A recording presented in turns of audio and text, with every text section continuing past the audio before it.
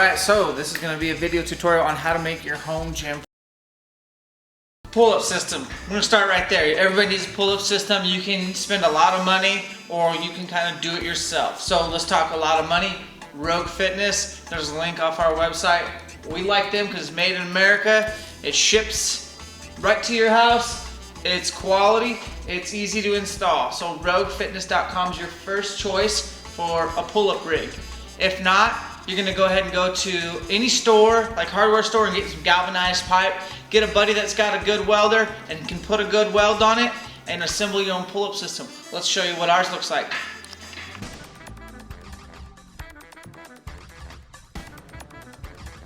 So this is a pull-up system that we fabricated ourselves. This is just galvanized pipe. This is 3/4 inch, and then we had a professional welder come in and just make sure that our welds were tight and dialed, and then he built us a system up there that we could bolt into our beam. And it's a little wobbly, but it still works. It's still rigid, and you can do all your pull-ups on there. Some people like their bar not taped. Some people do like it taped, so we provide both. But here's another idea for a pull-up system. Rings are going to be real handy. You can do a lot of different movements on rings besides just your typical muscle up, which is what we have these rings for, is ring dips, and you can also do ring rows, which is a great place to start if you're just learning out how to do pull-ups. I like rings because if you don't get a pull-up bar, you can spend 80 to 100 bucks and get yourself a nice quality set of rings, and they're going to come in handy for push-ups. You can move the heights. They're almost like a TRX system, which is great, and they're rings. You can still do muscle-ups on them. So get yourself a good set of rings, 80 to 100 bucks. So get yourself a rope and make sure it's installed tight. Get a couple good knots up there. And this rope, tape the end. They're pretty messy, but they're a great tool for working on your total gymnastic body weight, relative strength. So we incorporate rope climbs all the time. This is not a must, it's probably a should, but still, if you can get one, it's one of the cheapest things you can add to your garage gym, and it doesn't matter if it's 10 feet, 15 feet, or 20 feet, work with what you got. Okay, so you want to build boxes, obviously plyo boxes for jumping, but you can use these for a lot of other things, but mainly you're going to be using it for elasticity. And so we have a 30-inch box, 20-inch box, 24-inch box, and we built this ourselves. Alright, so when you get your material, go to Home Depot's, Lowe's, or your local hardware store. If you want, have them make the cuts, bring your diagram in, they'll do that. That's what we did. Take your wood home, get your pre-drill on, and then screw them all together, assembly. Have a partner, because it's a two-man job to get everything set up. And then if you want, you can add a coat of stain, sand it or whatever, and you got yourself plyo boxes for pennies on the dollar. Dumbbells, pretty universal. You can get them for cheap, shop Craigslist, or buy them new or whatever. When you're looking for a dumbbell, I like dumbbells that aren't going to fall apart. They got to have this rubber on them. That way you can, there's going to be workouts where you're tired and you just want to drop your dumbbell and not break them. As far as common loads that we use, I would say that 25s, 35s are going to be somewhere in that range, is going to be the most universal set of dumbbells. And you can go all the way up to 40s, 50s, 60s, 70s, whatever that you feel comfortable with. I would recommend just to slowly build your dumbbell arsenal. And if you don't have kettlebells, you can use dumbbells for kettlebells as well. But speaking of, let's go ahead and talk about kettlebells. Let's move over there. So kettlebells are measured in 2 pood, 1.5 pood, 1 pood. That's just like a Russian terminology for weight. So 2 pood is 70-pound kettlebell, and then 1.5 is a 53-pound kettlebell, and 1 pood is like your 35s, and we have, you know, lighter ones like 25 and 20 and so on. If you're just starting out and you haven't been working out much, I'm going to recommend a 1 pood kettlebell, which is about 35 pounds. That's a pretty good one to learn on. If you're super deconditioned, go lighter. If you're a pretty ridiculous athlete and you want to jump right in with both feet, I would start at 53, and you can always go up from there. I like kettlebells because they're just awesome in the fact that you can do so much with just one little tool. They work the hell out of your grip, and they're just they're gonna tax you, and you're always gonna get a great workout from kettlebells. Barbells, we got a lot of different barbells here. Let me run through them real quick. First thing I'm looking at is probably a women's barbell. It's smaller diameter, so there's less millimeters, so women can grip the bar a lot better, and it actually weighs about 35 pounds. We bought this bar from Rogue, and just because it's a women's bar doesn't mean it's a bad bar for some guys to start out with. If you're looking for just a little bit of a lighter barbell, that's a good place to start. This is an, again, faster barbell. This bar is pretty economical, and it's guaranteed for life. So if you break it, they'll send you a new one. Let's see what else. A lot of these barbells aren't the high-end $1,000 barbell type. They're more of the $150 to $250 range. But a barbell is going to be a good investment. We do a lot of things with barbells, and we're never going to stop using barbells. So find one that works good for you. The Rogue bar, again, faster bar. I would not buy a barbell at like a Sports Authority or a Dick's Sporting Goods. No offense to them, they're great stores, but they're never gonna make a quality barbell. So avoid the Costco barbell and get something from a good weight equipment manufacturer like Bigger, Faster, Stronger, Rogue, again faster, Eleiko. Those are some of the higher end ones, but you know, I would set aside $250 and buy yourself that really good barbell. Now let's look at what kind of weights to put on that barbell. Alright, so we have 10s, 15s, 25s, 35s, 45s, 45s. So we've made a video before on equipment, and my opinion hasn't changed that much.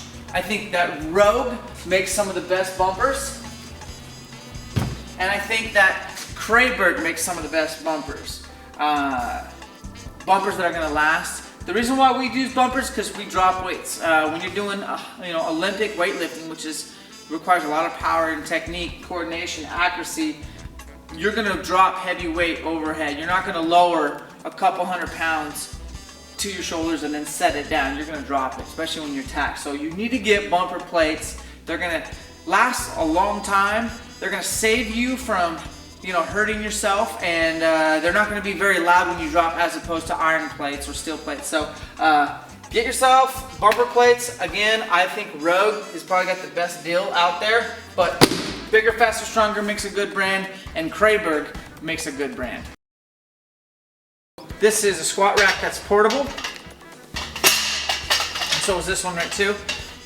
And these are nice because you can adjust the heights if your workout partner is taller, shorter, and you can add weight. And the nice thing about these is that you can kind of put them away out of the way. We don't recommend using squat racks unless you're basically doing heavy barbell back squats or some heavy shoulder overhead movements. But a lot of times when we have a workout, we usually pick the weight up off the ground and don't rely on squat racks. But these are super nice when you're using heavy weight. Dynamax med balls. These are super expensive. They're at least $100 per pop. They do last quite a long time. We've had some of these for over 5 years, and others are newer. The weights are going to be dependent on, if you're pretty athletic, pretty fit, a 20-pound med ball is going to be extremely universal. We even have a 25-pound med ball for some of our bigger guys, and we have 14 and 10. If you're just starting out, I'm going to recommend a 14-pound ball. 20-pound ball is probably going to be just something that's too much to bite off in the beginning, but these are high up on my list. In fact, this is probably the first thing I ever bought when I started CrossFit was a package of Dynamax balls, because you can use them for wall balls, med ball throws, learning how to teach the squat clean with the med ball, and things like that. Awesome, so the Concept 2 rower is a evil machine. We're pretty well invested in Concept 2 rowers. There's other types out there. There's water resistant. This is an air resistance. It's actually a big hunky metal flywheel that you spin, and I mean, it's pretty potent as far as how hard it's going to make you work. But Concept 2 is probably the most reliable brand. They ship right away. They're pretty well priced. It's going to be tough to find a used Concept 2 out there because there's a lot of CrossFit gyms now, and we try to buy these anytime they show up on Craigslist. So this is the PM3 model. There's also a PM4 model. It's just a little higher off the ground. I think this is probably the best one to go. These are right around $1,000 shipped to your door. If you can find them used on Craigslist, even the ones that were made back in the early 90s, 80s are still gonna hold up because they're well made as long as they were well maintained. The rower, these ergs are just one of our favorite things to put for cardio, especially like in the winter if you live somewhere where it's really hard to run outside. This is gonna be a great way for your metabolic conditioning.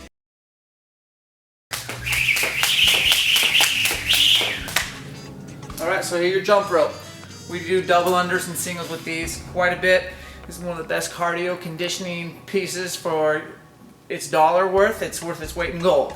20, 30 bucks for a nice cable type rope that can spin fast, and that's gonna be money well spent. This is a Rogue Fitness rope.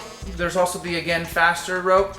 There's justjumpropes.net, and there's the RX rope out there, and there's probably a bunch of other brands. Find the ones that work best for you. Let me show you this one right here. It's called RX. I don't know the exact website, but you can pick what color if that matters to you. The handle's a little bit thicker, and then you will watch a tutorial on their website, and they will show you how to measure for your exact measurements, and then you can pick if you want intermediate, advanced, or elite cable, which is the weight of the cable. So you can get a super heavy or super light depending on your ability level, or you can get all three and work your way up. So I like these jump ropes as well. But get yourself a jump rope, set aside anywhere between 20 to 30 bucks. I think these are even more expensive, but probably worth their weight in gold. Okay, so this is rubber flooring. This is a 1/2 inch strip. This is 4 feet by 8 feet horse stall mat that we got at our local feed store. You can also get 3/4 inch depending on the thickness that you need, but if you go out and buy rubber flooring specific for a gym, you're gonna get hosed. So just get yourself some rubber flooring from the feed store, cut it to length, get the thickness that's gonna be best for you. Obviously the thicker the better, and get a buddy to help you move them because they're pretty heavy. This is the Prowler. Gets a lot of use indoor and outdoor, so it's made to go on that concrete. It holds up real well. You stack your plates here and here. You can push it high and you can push it low, so you're working different muscle groups. And these things create so much lactic acid and create a lot of opportunity to grow mentally as well as physically. This is the Rogue version. This sled was featured in the CrossFit games every year since 2011. And you stack your weights here and you move these as well. This right here is really important for your training. We want your workouts timed. So if you want to get a fancy clock in your home gym, awesome.